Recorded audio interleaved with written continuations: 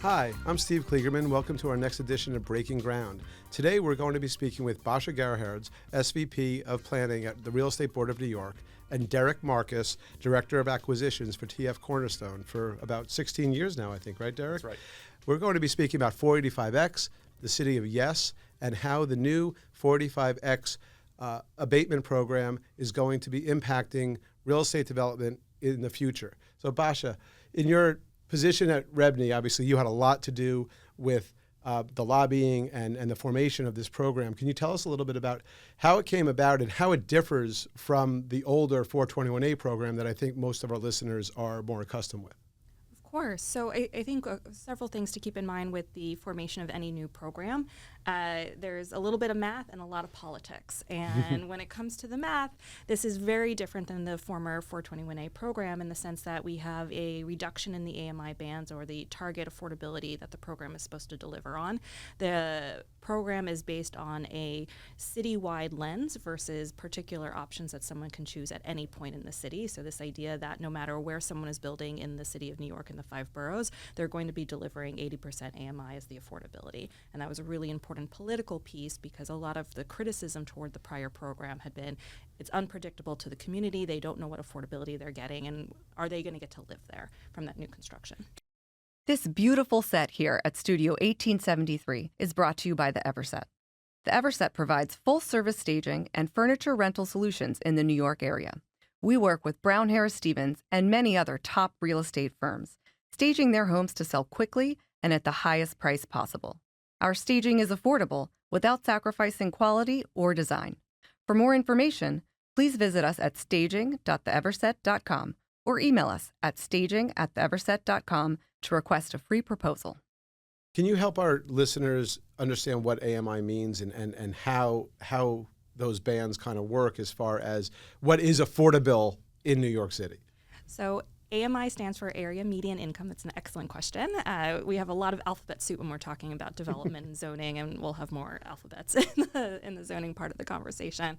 Area Median Income is based on not just the 5 boroughs, but Rockland, Westchester, Nassau, and Suffolk. It is dictated by HUD, the Housing Urban Development, so a federal agency. AMIs are determined nationally, and it's based on income and the income for that particular metropolitan region. So for New York City, it's New York City and the suburbs. The AMIs, when they are set, they are targeting particular affordability bands. You have moderate income, you have low income, you have very low income, and extremely low income. And all of those numbers translate to salaries. And those salaries then are what dictates the rent that is set for the income restricted units. Rent is set for an income restricted unit at 30% of the income band, and that's all under the premise that if someone is paying more than 30% of their income, they are considered rent burdened. And the idea is if you're providing affordable housing, someone who gets to live in that unit should not be rent burdened, and it's helping with their affordability and their use of their income in other areas. So just to put it in perspective, for a 1-bedroom at 60% AMI, that's about $1,600 a month.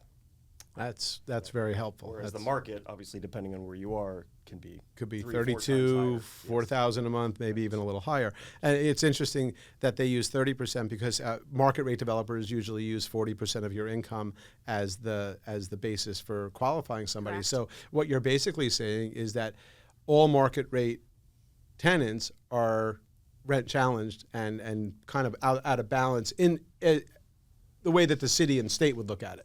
Not necessarily, because even if someone is looking at can you pay the rent 40 times, when you look at higher income households, historically they are not paying 30% or 40% or 50% of their rent. They're paying 5% of their income, 10% of their income, and they have not historically been rent burdened. We're at a very unique and challenging time in the city when we talk about affordability. Affordability is no longer whether you're in an income restricted, federally defined unit. You have higher income households as well for the first time also paying 30%, 40%, 50% of their income. And we have a citywide vacancy rate of 1.41%, and that is across all rental bands and market rate rents. Yeah. So talking about vacancy rates and how low they are, Derek, I know that you're in your position as Director of Acquisitions. It's your job to help us create more housing. How has the 45X program changed how you look at acquisitions of properties and how TF Cornerstone projects for the future what you might be providing in both market rate and affordable housing for the future, because we are definitely in a housing crisis. Right. So without a real estate tax abatement program, no rental housing gets produced. Land will either sit vacant or it gets developed for a condo. Right, which is why for the last couple of years we've seen almost no new rental development, and why we're in the situation we're in now. Right. So I think the development market is digesting 45X and what it means, right? There's a lot of differences, as Basha alluded to. There's lower AMIs, right? There's a significant wage requirement. There's a slightly better duration on the tax exemption, but the affordability is permanent. Right. Right. So you add all those up, and you do the math, and it impacts what you can pay for land now. Yeah. And we see, I think there's going to be an impact in land prices because of the burdens of 45X are not entirely offset with the benefits. Have you started to see land prices come down already, or is it a little too soon? We have, but it's hard to say whether it's attributed to 45X or interest rate environment or construction costs. But generally, I think the market thinks that land prices will come down because of 45X, right? Largely because of the wage requirement. Right. Can you talk to our viewers a little bit about the wage requirement and how that impacts your penciling these projects, and does it tip the scales completely, or is it really based upon economy of scale of the project as well? There's a lot of things at play here. I mean, generally you could say every dollar per square foot in construction cost that you have to pay in excess of, compared to the old program, is a dollar less you can pay for the land, right? For projects that are greater than 150 units, and Basha can correct me because there's a lot of different changes. A lot of layers in this. Just when you think you figured out the programs, right? 421A, 428.15, 428.16, now 45X. You gotta remember. So for projects greater than 150 units, you have a wage requirement on site that is, I think, the lesser of $63 per hour, or 70% of the prevailing wage rate for that specific trade. Basha, can you help? Yeah. Yeah, and that's only within the wage zone. So Right, wage zone A is Manhattan below 96th Street. That aligns with the prior wage zone A for the average site-wide wage requirement that was under 421A16. But now, under 485X, Zone A also picked up not just Brooklyn and Queen Waterfront and Long Island City, in Greenpoint, Williamsburg. It also picked up blocks that are further inland, and that is a concern looking at the market, and going back to that question of math, because those market rate rents aren't necessarily the same as what you see in the waterfront or what you see in the Manhattan core. Wage zone B, which also has a lesser amount in terms of that minimum wage you have to hit, and the discount off the prevailing wage. Wage zone B is now the rest of the Queens waterfront and Brooklyn, but also that stretched further inland than the prior wage zone configurations. Another thing that's different from 421A16 or the Affordable New York program is for any project that is over 100 units, whether it's in the wage zone or outside the wage zone, there's a requirement for a minimum wage of $40 on the construction side. So anyone working on the site, minimum wage is $40 an hour. Correct. So as opposed to a site-wide average. Right. Which was only in the site, which was only in the wage zones, right? So today, if you're 100 units to 149 units within wage zones A and B, you're paying an elevated minimum of $40 an hour on the construction side. If you were outside the wage zones, you could be a 200-unit project, a 300-unit project, a 1,000-unit project, and your only labor requirement on the construction side is the $40. Within the wage zone, if you're over 150 units, it's the elevated, this average site-wide wage requirement or the discount of the prevailing wage. So could that impact unskilled workers? In other words, if you were hiring someone who's basically doing cleanup work on a site, right? And maybe they're getting paid minimum, maybe slightly over minimum wage. Maybe they're getting $22 an hour. Now all of a sudden they have to be paid $40 an hour. Do you see a situation where all of a sudden that unskilled worker is out of a job because if I'm going to hire someone at $40 an hour, I'm going to hire somebody that has other skills that can also push a broom, for instance. I think that's very possible. Yeah. Right. So was that something, I mean, I know you were involved kind of at the governor's level. Like, were there conversations about how this might impact lower income earners, which kind of seems counterproductive to a 45X program? So, earlier I said there was the math and then a lot of politics. Yeah, and I know a lot of politics comes in and nothing's perfect. I understand that. Nothing is perfect. I think what's important to keep in mind with program design is, from a math perspective, are the buildings going to bring in enough revenue to pay back their construction loans, to pay back for all the wage requirements, and on an ongoing basis, is the revenue paying for the operating expenses and the debt service of that building? Fundamentally, those are like the big buckets. Affordability was the driving public policy goal for this program, not necessarily housing production. So when we start talking about affordability over production, and yes, production is really important, and the governor and the mayor had set this moonshot goal of 500,000 apartments, but they were really focused on this question of affordability because that was what was going to sell this politically. On the labor side, this idea of a minimum wage has always been, once you set that, you lift up everybody. So I think for the unskilled workers, this is not you must be union to work on this site. It is, no matter if you're union or non-union, you are getting paid that elevated minimum of $40. And I think, one of the locals, the painters and the laborers, they were really focused on, yes, there's people who have been in this sector, have been working for 30, 40 years, aren't necessarily union. This is now going to give them money to retire. Got it. And so that is important, and that is of value. Got it. That makes a lot of sense. Hopefully the contractors, developers see that and maintain those workers and don't try to replace them with, different skilled workers. But it makes sense. But going back to the goal of 500,000 housing units, Derek, in looking at acquisitions, looking at where land prices are and probably where they're going to go in the future, which they would have to come down probably to help 485X really get a mass of units. You're developing actually right now 1 million square feet on the Greenpoint waterfront. And my understanding is you guys build almost exclusively union, although you do go open shop, I think, with your bidding. Do you see any changes coming in the future for these projects? And tell us a little bit about your Greenpoint project also, because that is going to give us a significant number of units coming to the marketplace, 1,400 or so. Right, so it's about 1 million square feet, and we're still in the very early stages of planning. Yeah. So we don't know what we're going to build. We could go condo as of right. Mm-hmm. Traditionally, we're not condo developers, right, but it's possible we could set aside parcel there for a condo. So we're evaluating. We think if you add City of Yes to the mix here, right, I think it pushes this into the direction of a mixed income rental project, right? The math becomes a lot better, and we can get into. Yeah, can you help our viewers understand why that might be a deciding factor in going rental versus condo or split site? Right. So there's lots of factors with City of Yes. One is you get a zoning bonus. Right, so the affordable housing is not displacing your market rate units, so there's a smaller opportunity cost associated with doing 485X. Right. Two, there's additional zoning deductions that were not available previously. They're incentivizing carbon neutrality. They're helping incentivize more quality housing buildings through zoning deductions.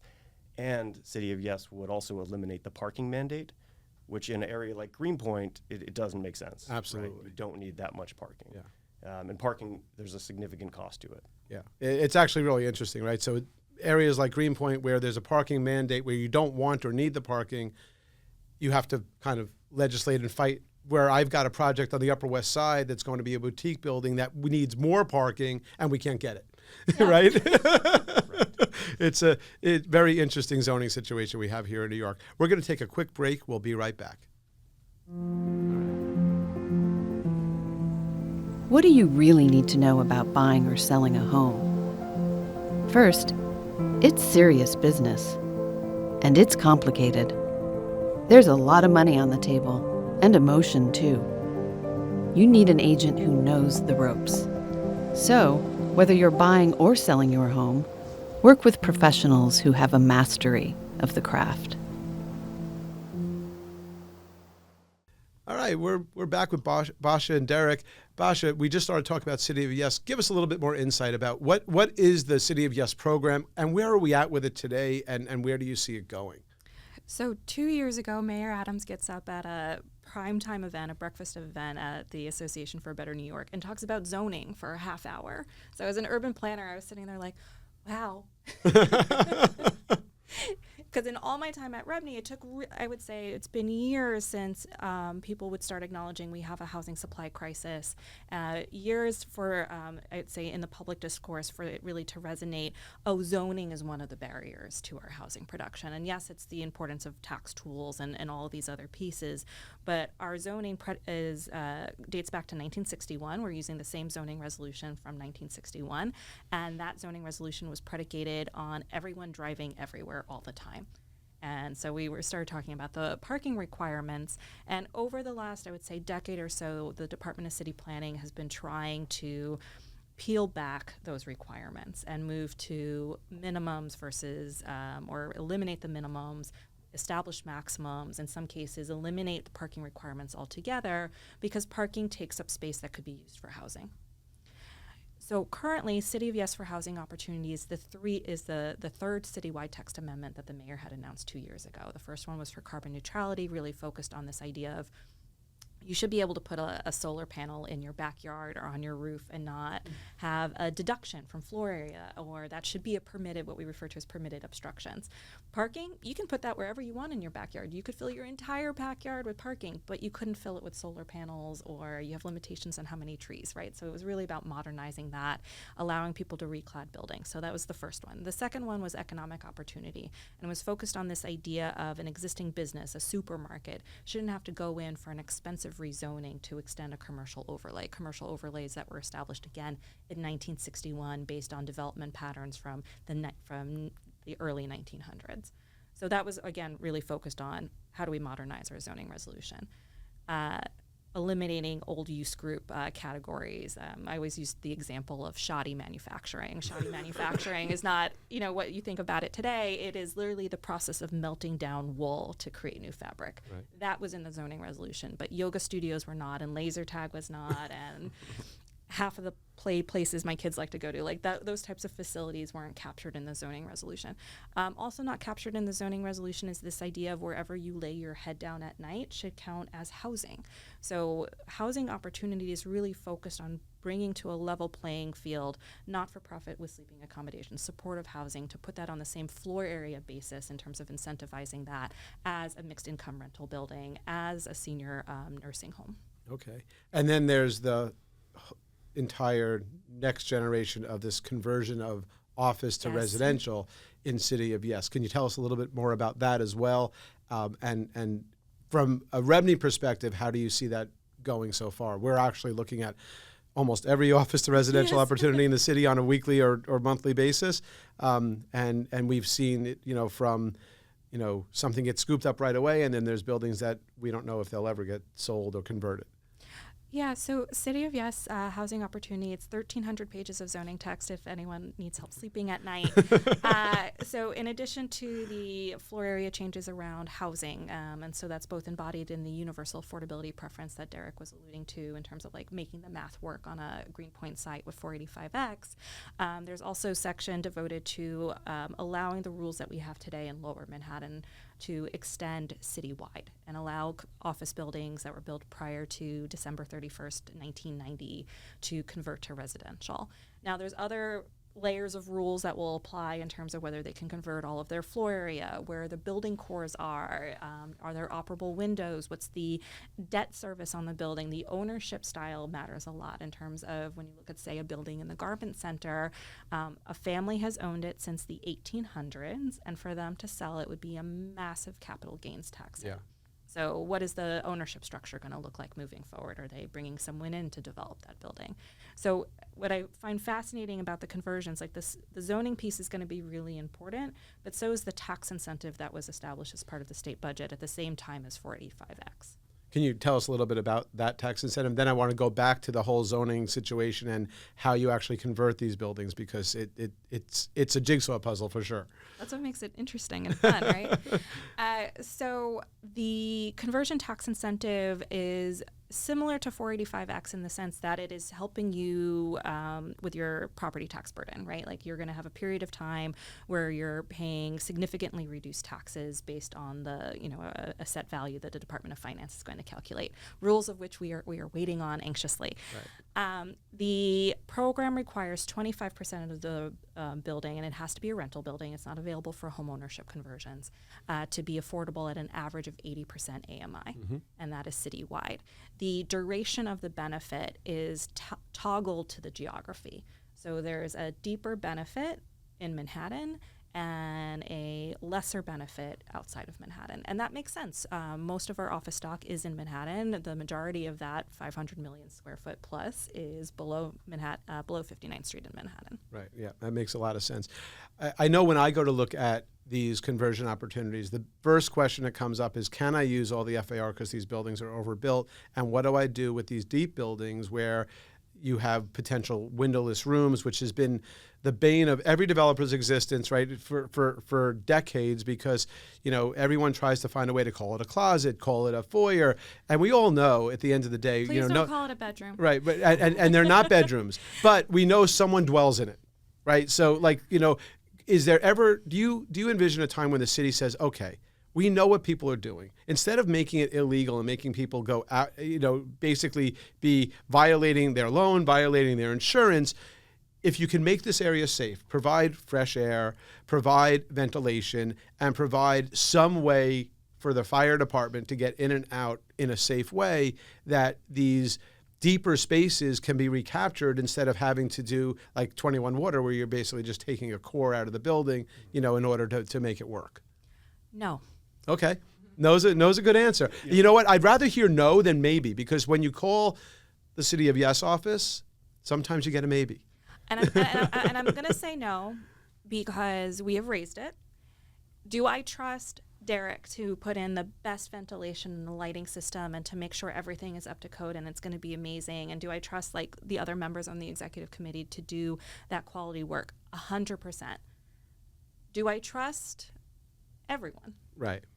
And is the city going to trust everyone? And when we go back to why did we have zoning in the first place, 1916 zoning resolution was all about slum housing and tenement housing. 1961 is predicated not just on everyone driving everywhere and needing parking, but also this concept of light and air getting to the bedrooms. Right. This is embodied in the multiple dwelling law. It's embodied in the building code. There's so many layers that would have to get unraveled for something like this to actually happen that I don't want to give false hope. Yep. And I'm going to say no. Right. And there's a perception that it's not quality housing, right? I think other cities, major cities, Washington, D.C., Philadelphia, you can have a legal bedroom that doesn't have a window. Yeah. And you can have an apartment that doesn't have operable windows. Yes. But it's permitted. Right. We have a housing crisis. I think people should step back and say, look, let's reassess, our opinion of some of these things, and make it easier, remove the barriers for housing creation. Yeah, and a lot of these buildings, they've truly outlived their useful life as office buildings, right? So, and to take down some of these buildings is almost impossible, right? They're standing in the middle of multiple other buildings. You'd have to close down city blocks in order to take them down. The demolition costs would be completely prohibitive. So I understand from a policy point of view, the answer is no. From a developer point of view, it's, hey, why can't we do this when other cities have figured it out, right? Kind of the same thing goes for sustainability, right? Other cities have figured things out that we're just now getting to. Right. It would be wonderful. Listen, we've got millions of square feet of office that really have outlived their useful life, right? There's other ways to use these buildings other than residential. We could do indoor vertical farming. We can bring our own produce into the city. Right, and I think that's where zoning and the zoning changes both in economic opportunity and within housing opportunities start to unlock some of those opportunities in terms of, and I'm saying opportunity a lot because unfortunately they named all of these opportunities, but it does unlock the ability for people to do different things in their buildings. And one of the really important pieces that is changing in the present text that's currently under review at the City Planning Commission is this idea of the dwelling unit factor. It's this very little thing in the zoning resolution, but it's this idea of the city has basically said, you're going to, whatever your floor area is, and based on your FAR and your square footage, you now divide that by this dwelling unit factor, and that's the maximum number of units you can put in. Right. That's why we don't have micro units in this city. It's also, it's a flexibility thing. The other piece, which is what Derek, you were alluding to earlier, right? A number of these floor area deductions and this idea of course, amenity space is really important, and should that be counting as floor area? Yeah. And does that start to create flexibility? One of the things that's embodied in Article 1, Chapter 5, which is the kind of ruling section for conversions, is this idea of you can put things on top of other things. You don't necessarily have to have this separation of uses. Right. So for the base of some of these bigger office buildings, yeah, let's put in a child care center, and let's put in office, and let's put in all these different things, and you don't necessarily have to worry about, from a zoning perspective, about their proximity to the residential use. There's still fire code provisions, and there's still building code pieces, and you still have, the child care piece is a whole nother podcast in terms of all the licensing requirements and the intersection with the building code. But from a zoning perspective, making it easier for people to be really creative in how they program their building, I think, is really important. Yeah, I think that's important as well. We look at a lot of these office buildings, particularly like the kind of Midtown or Midtown South, Chelsea, Flatiron District, and you've got these wonderful loft buildings that actually do work from a structural standpoint for conversion. The windows are operable. The column spacing is right. But then, you've got a 24-story building, and on the 20th floor, you have one tenant with a 10-year lease that just started. And in the past, you haven't been able to do commercial over residential. Now I understand that is something the city is starting to look at and say, okay, fine.